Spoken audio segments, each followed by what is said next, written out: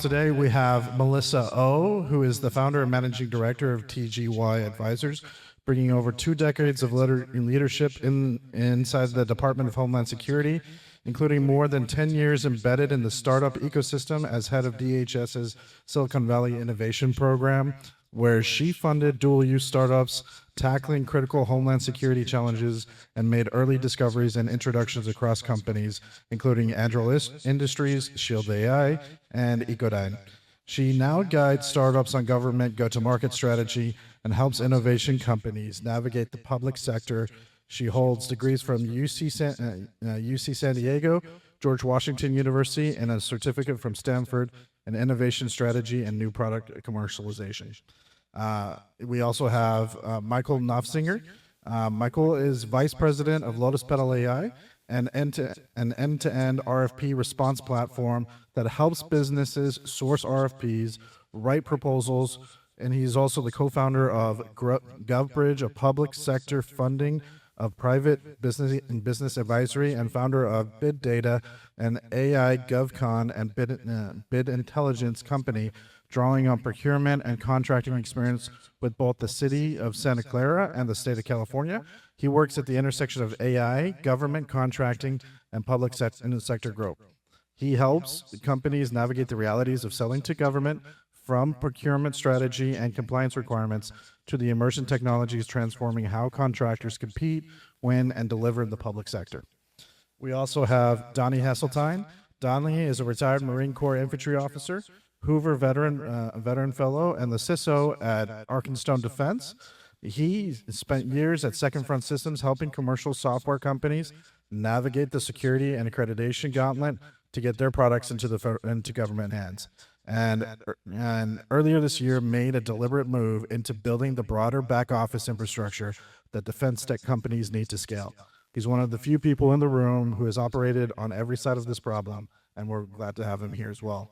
And then last but not least, by any means, is Sean Singleton. Sean is the managing principal of Oglethorpe Capital, investing in aerospace, defense, energy, and critical infrastructure, and a venture partner at Beaton Zone Ventures, a VC firm focused on Australia's sovereign defense and space capabilities. A former U.S. Air Force acquisitions officer and director of engagement at the Defense Innovation Unit. He's also held roles at America's Frontier Fund and J.P. Morgan, sits on the board of Wafed Bank and numerous startups, and serves as a visiting fellow at the National Security Institute's Cyber and Technology Center. Sean, from the investor seat, when a dual-use founder or defense founder tells you government is a major part of their revenue strategy, what's your first question, and what answer actually makes you more confident versus less confident? Well, thank you for the question, because I'm going to answer as an extension to what Melissa just wonderfully articulated, right? So just for full disclosure, Melissa and I have known each other for a couple of decades now. When she was running the DHS Silicon Valley Outpost, I was a member of the Defense Innovation Unit running the private equity venture capital arm, or the DIU. And we had a couple of really important co-investments, for lack of a better term, one of which was Anduril, and the other one is Shield AI. And what both of them recognized was that they had to get feedback from a government customer, yet at the same time, they needed to understand the acquisitions pathways of actually how to get on contract. So if you look at the origins of Anduril, I mean, we're all familiar with Anduril, right? Are you? And Palmer Luckey? The first strategic hire that Brian Palmer and Trey Stevens did was not a hotshot engineer, wasn't a hotshot investment banker or private equity person. It was Christian Brose, who is the former staff director for the Senate Armed Services Committee, because they knew that their business model rested on actually getting through a lot of the congressional wickets, right? So knowing your business model as it relates to the government customer is really key. So to answer your question, when someone says that the government, Department of War, IC, or a specific element within that is key to their growth, my questions are, who specifically are you talking to? If you're talking to the 4-star admiral, that's great. Do you have an acquisitions or a contracting officer that's a part of that dialogue? And if not, well, then why not, right? Because again, the Department of War and the IC buys the best technology, it can get on contract, and it needs to be integrated into a much larger solution. So I typically probe the questions of how well do you understand the government customer, the buying behavior of that government customer, and more importantly, how do you plan on leveraging these small bits of capability into something that's much larger? my supposition is that through the public and the private capital markets is the fastest way for us here in the United States and our Commonwealth cousins, Australia and Canada, to solve national security problems. Our capital markets are infinitely bigger than our government. And the more we can actually go ahead and get companies that are used to selling within the public sector, specifically the Department of War and the IC, but also focusing on maximizing the shareholder value, I think those are the companies that are going to be really key moving forward. That's some fantastic insight right there, Sean. So you had mentioned before as well, like if you're not on a contract, it doesn't matter, right? And this is a question that's going to be for the entire panel. So essentially, you know, a lot of startups, they view themselves more as like a product first type company. If you're going to sell into the government, how does that mentality need to change?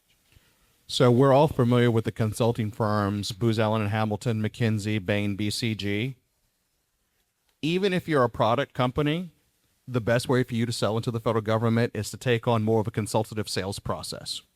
And I had to learn this 26 years ago when I separated from active duty. So I separated from active duty. I was a former acquisitions officer, but I also became a special investigator with the Air Force Office of Special Investigations, which ironically is the same skill set that you need for federal sales. You ask a lot of very open-ended questions and you actively listen. So I took that to a company called Computer Sciences Corporation. And one of the things that I noticed that all of these companies, this was actually during the tech bubble of 99, 2000, that wanted to sell into the federal government, they kept talking about their widget, all of these different things, because they were finding traction with, you choose United Airlines, you talk about, you know, whatever, PGE. They were finding all of this market traction. They were having the hardest time selling into the federal market space. And so we would sit back and say, what is the comprehensive solution that we're going to give for the government customer that's going to meet their specific needs? Because the more you can meet a specific operational or mission need is the fastest way for you to go ahead and get on contract. But if you come in and you say, well, my widget is awesome, you need to buy my widget and you're going to have to integrate my widget and I'm not going to change and be inflexible to Melissa's comments, you will fail and you will fail gloriously. I said that the pitching that I heard on the content side was worse. I'm the ones that where the data was turned finally the buckets. I need to know that that's a solution in that you're going to solve a problem. And I mentioned earlier, focusing on the outcome, what's the initial outcome that end users need? And once you start from there, then that's how you clear the crap as an issue. And that's those are the salaries I also see pitch us, not just telling us how great they were. Government cares a lot about process. So if you check your boxes, that's incredibly important. You have the best product. I think we already talked about this. You could literally have the best product, the most successful technology, but if you aren't, doing what's required to get evaluated appropriately, if you're not jumping through the right hoops, again, checking the right boxes, they won't select you. So in context, for example, when you're responding to a solicitation of some kind, you could get disqualified based on your timing of submission, whether you submit the documents appropriately in the formatting, that it doesn't matter how good your tech is. And this sounds incredibly simple, but it's actually, I talked to a guy in San Francisco. It was in the grant space specifically, but he was brilliant. He had a million ideas about how he wanted to secure government funding for his technology startups. And he had submitted 23 grant proposals. And I asked him, how many of those did you win? And he said 0. And I was like, well, okay. In accordance with the requirements of the grant, he said, not entirely. I just kind of told them what I wanted to provide them. And I was like, well, okay, first of all, whatever the government's asking for in their formal solicitation documents, if you don't conform to that, you're not going to get it. And so really it's about, I think, listening and understanding. If you're in the process of working with government to help shape solicitations or to help secure, if you're working with them to help kind of formulate the solicitations from an early stage, then that's great. Then you're gonna follow the rules. But if you're not, if you're going in cold, and a lot of people who are founders or in the startup space, they don't have the relationships, they haven't made the network connections, they're trying to get in. You need to follow you need to follow the rules. So compliance is huge.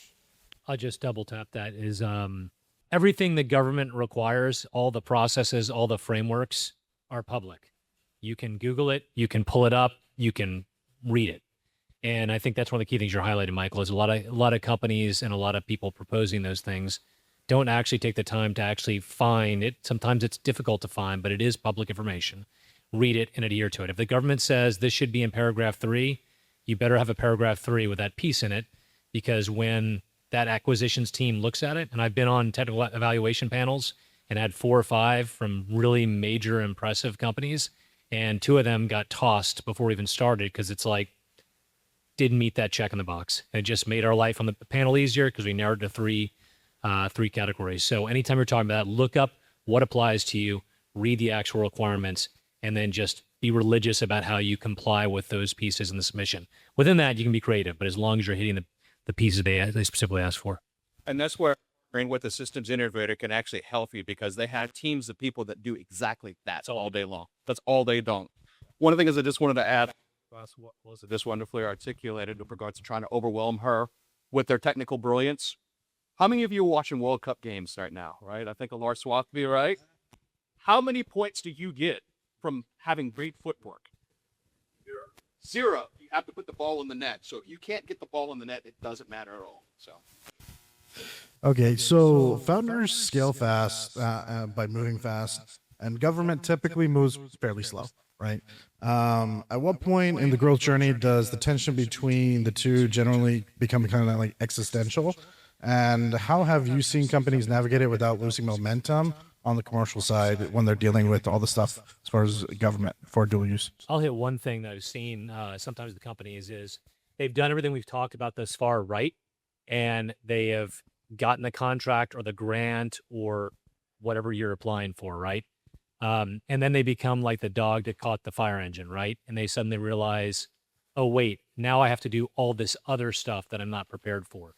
So I think you get in that gauntlet sometimes where you're used to the commercial area of developing fast, iterating, moving with speed, and then you hit a level of government bureaucracy that you're unprepared for. So companies will sometimes even maybe wow at the product, do the proposal right, get traction there, but then not have the back office infrastructure that they need to basically sustain and service that contract. So if you're going to really step into the government space and make a conscious decision to go after that, you need to look at those processes, you need to look at those frameworks, and even if you don't have the team now, think about how can you scale that team very quickly, whether it's through an integrator or whether it's through just getting a couple people to be the experts on your team at those frameworks, at those policy requirements. So when you actually get that, it's not suddenly, oh, wait, now I have 3 months to be CMMC compliant. You've already been doing the basics on the background, so then you can accelerate that last little bit. The only thing I just wanted to add is I love, Donny, what you just said with regards to the dog catching the fire engine, right? Understand what type of contract mechanism the government is asking you to actually fulfill your work is really, really important. There's a drastic difference between a firm fixed price contract and the cost plus, right? There's a lot of different governance structures that are associated with both. So really understanding that, yes, I've won that work. At the same time, these are the things that by law, since it's taxpayer dollars, I'm required to do. If you can really understand that and actually get the government to be a better customer to you, oftentimes that means going firm fixed price, the better off you'll be. I'll just throw in that depending on the price point of your product or your good or service, if you're selling a technology that's novel, new, that they're going to pay millions of dollars for, amazing. You have to kind of go in on hard mode a little bit. But if you have a product that's cheaper, that's less expensive, if you can sell it below the micro purchase threshold, you can essentially baby step your way into working with government. You can, someone might have a P card. They can put something on credit card. They can just cut a purchase order depending on the dollar amount of whatever you're selling. And a lot of people are selling software. You can pilot something. You don't have to sell it for 10,000 seats. You could sell it for 5. But you essentially get your foot in the door, and then you use that to leverage that and flywheel it into further government contracts with other agencies. You can use that as a reference, like, hey, I work with so-and-so with DHS. We're piloting this program here. Let's go for something bigger. And you can put that into your your proposal responses for RFPs. You can establish relationships and build it. So there are ways, when you combine your sales teams, depending on the stage that you're in, again, what Sean was talking about initially, and you're doing your records requests, you're baby stepping your way into different agencies. There are ways for you to kind of get into government that don't require you to, do it the hard way. So just to touch on the from the sign, right? As it suggests, know your profile, right? We're actually dating, and again, focusing on commercial and governance. Just remember that what is it that you're building, so that they're not deviated too far, just to solve various problems that the commercial, but ability to use capability, then that's even better. This is already that when the you government contracts, higher contracts, we check a book, and we check basis. Like they're doing our service commercial contracts or their kids dying. But then for something else you shut down. Their virtual contracts to the ISO. It also covers the risk reduction. As you think about, do I do or the other? So, is the current funding environment with record capital flowing into dual use and defense tech actually helping founders build sustainable businesses, or is it just creating a new class of well-funded companies that still can't figure out how to reach government? I would just say the record funding doesn't mean you're going to have recurring government revenue, right? And I think it's, like I said, there's a lot of excitement right now because years ago, it would be show me the commercial product fit traction first. Now they're much more willing to say, okay, I see that government connection. I see what's going on in the Ukraine. I see how that will work. And you can get a lot of funding on that. But again, if you don't plan this methodically as you plan your product launches, you're going to be in trouble, right? Because you might have a lot of money. Doesn't matter how much money you have. Like we said, the government's still going to expect you to meet certain compliance check marks. They're going to expect you to have a back office that can handle the requirements they have to deliver that contract. You can get that general excited about your counter drone technology, but if you didn't fulfill what the acquisitions offer asks, or you didn't fulfill what the authorization official mentioned on your FedRAMP compliance or CMMC compliance or 853 compliance, it is very hard to start from zero on those things. So if you start going in there and making a deliberate choice to go in that piece, you're getting funding on the premise of getting that government contract, do the homework on what you need to build in the back end to support that product. You can't just have the spear point, right? You have to have the entire shaft of the spear to put the force on target. I was going to say, in the Dual Tech Summit, the focus on dual tech, which makes it compelling that you can sell into government, but not necessarily just the military. So when you're doing FedRAMP stuff, or you're dealing with stuff that involves classification levels, CUI, CMMC, all these things related to essentially the handling of confidential or classified information. If you're not selling to the federal government, you're not going to be subject to these things. But if you are selling into civilian, like municipal government, state government, or whatever, you can essentially cut your teeth in that space before you graduate and have to handle paying the price for compliance in these other spaces. So I would say that there are ways for essentially you not to go super hard mode initially. You can ramp up, and there are mechanisms for you to do that. Only thing I would just add is that I am deeply concerned that we're in the midst of a dual-use defense tech bubble. There's a term that I call a group of billionaires called the belated billionaires, right? So there's the PayPal mafia. Then you have a guy named Thomas Tull who made a ton of money. You have Stephen Cohen who owns the New York Mets. A large number of that group of folks are responsible for the valuations that most of the defense tech unicorns have, right? So they're investing in this space. The problem is that the government is still, pardon my French, piss poor at giving a well-articulated demand signal that actually meets, I think, the supply of capital in there. So what I encourage all of us to do, and I think Sam brought it up earlier, speak with our Congress people and the members, yes, more importantly, the professional staff members and the other members on Capitol Hill, to explain to them why it's important for them to get the government to be a much better customer. Because if the government cannot increase its demand signal, we will have a dual-use defense tech bubble. And I think we're going to be much worse off for it as it relates to our 5 nations and the 5 Eyes. So. Okay, to kind of wrap up this, so we'll have one final question, and I would love to have feedback from each of the panelists. For founder in this room who's serious about government as a revenue channel, not someday, but in the next 12 months, what do they need to do differently starting tomorrow? One fact was I said out is look at the different marketplaces that the government offers. There's Trade AI, the Arkenstone platform one. There's a number of different marketplaces that you can put kitchen yourself and just make yourself known to the government. I'll go next. Conferences like this are excellent. Any conference that has any sort of government employee buyer is great. Whether if you're in IT, go to CTO conferences. If you're trying to sell drones or tasers or guns, go to law enforcement conferences. You want to meet these folks. Also, I guess, there's a whole host of things that you could conceivably do, but you want to be putting yourself in a position to meet people, to have subject matter experts give you insight into how they buy, and that'll help you learn much faster than doing it yourself. Yeah, I would say channel requirements relationships, right? Like Melissa said, there's a lot of different channels to get into government. Figure out which one applies to your product.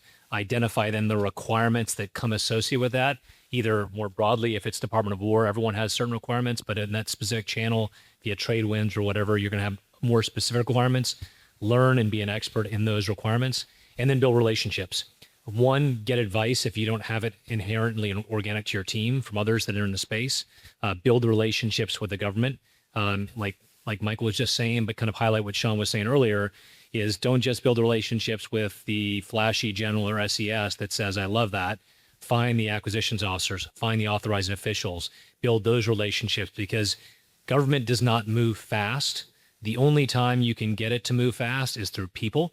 And if you have that relationship and you built trust over that 12 months you're talking about, a lot easier to go back to those individuals and say, hey, we've been talking about this for 8 months. It looks like it's real. Here's what I've done to prepare for it. What can we do to get this forward in the next month or so? And if you have built those things, you understand the channel, you've fulfilled the requirements of that channel, you have the relationships in that channel to kind of move it forward, then you have the ability to kind of accelerate that last couple months of those 12. Excellent points, all of you. And I just encourage you to remember the Barry Sanders analogy. Get your offensive line. You want it to be the biggest, beefiest offensive line that you could possibly have that opens up the holes for you. And I want to give a shout out to somebody who just recently passed, Josh Baer, who created Capital Factory in Central Texas and Austin, was a true patriot. He died last week in a plane crash. Yet, Josh sort of led the way for a lot of these dual-use defense tech summits that are happening around the country. Highly encourage you to go to those, because the government customer is now going to these because this environment is very robust, and gather information. Do that active listening. Ask a lot of open-ended questions. And again, find collaboration partners, because you don't necessarily need to do it all on your own. Appreciate the panelists and your time. Thank you for attending. Me and the Arkenstone team will be over here in the demo area if you want to be able to meet with any of us. I think we have time for just one question from the group. I'm loud anyway. Isn't there a hidden requirement that if you try to build get the federal government, you and your team must be U.S. citizens? I used to work at NAFSing, Houston. I was 1 year away from naturalized. However, I was working on a key element of the program on Space Shuttle. The rules have changed quite substantially, and I would venture to say Five Eyes, so that's New Zealand, Australia, Canada, UK, and if you are a Five Eyes person, right, or citizen, one of those, it's infinitely easier. If you're a member of a friendly nation, the rules have changed quite a bit. And ironically, say what you will about this administration, I think there is a recognition that we need a lot more people from around the world to actually help create national security solutions. And so I think it's a much more positive environment now than, say, when you probably encounter that situation.